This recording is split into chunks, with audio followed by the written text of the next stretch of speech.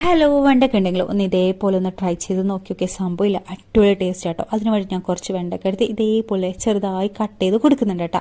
ഞാൻ ഒന്ന് നടുവൊന്ന് ചീന്തിട്ടാട്ടോ കട്ട് ചെയ്ത് കൊടുക്കുന്നത്. അതാവുമ്പോൾ ഇതിനുള്ളിൽ പുഴുവായിട്ടുണ്ടെങ്കിൽ നമുക്ക് മനസ്സിലാവും. ഇനി ഇതിലേക്ക് ഒരു ചെറിയ തക്കാളിയും കൂടി എടുത്തിട്ടുണ്ട്, അതും ചെറുതായി കട്ട് ചെയ്ത് കൊടുക്കുന്നുണ്ട് കേട്ടോ.